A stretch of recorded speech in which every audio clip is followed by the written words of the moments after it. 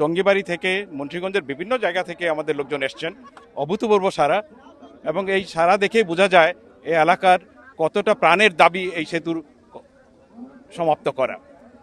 আমি একটা কথা বলবো, আজকে যারা এই অনুষ্ঠানটা আয়োজন করেছেন তাদের মধ্যে অনেক মেধাবী তরুণ আছে, অনেক শিক্ষিত তরুণ আছে। অরাজনৈতিকভাবে তোমরা একটা প্ল্যাটফর্ম তৈরি করো, যত দিন পর্যন্ত আমাদের এই সেতুর কাজ কমপ্লিট না হচ্ছে তাদের এই কর্মসূচিটা তোমরা চালায় যাবা।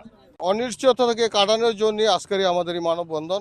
অত্র এলাকার আমাদের যারা সচেতন নাগরিক, যুব সমাজ, স্কুল কলেজের ছাত্র যারা আছে, আমরা সবাইকে নিয়ে আজকে আমরা এখানে একটা মানববন্ধন করতেছি। কেন এবং কি কারণে আমাদের সেতুর কাজ বর্তমানে বন্ধ? আমরা যতটুকু জানি এখানে অর্থের কোনো, এই প্রজেক্টের অর্থ আছে, প্রচুর অর্থ আছে, অর্থের কোনো সমস্যা নাই এবং জমিও অধিগ্রহণ হয়ে গেছে।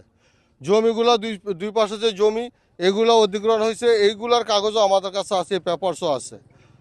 তারপরেও কাজটা বন্ধ আছে। এই জন্যই আজকে আমাদের মানববন্ধন, প্রশাসনের দৃষ্টি আকর্ষণ করার জন্য। আমাদের এই ব্রিজ নিয়ে অনেক সময় ক্ষেপণ হয়েছে।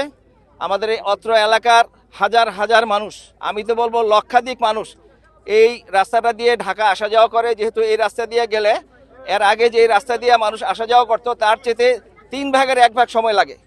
কিন্তু এখানে আসার পরে আমাদের অন্তত কমপক্ষে 40 থেকে 50 মিনিট সময় অযথা নদীটা পারাপারে ব্যয় হয়।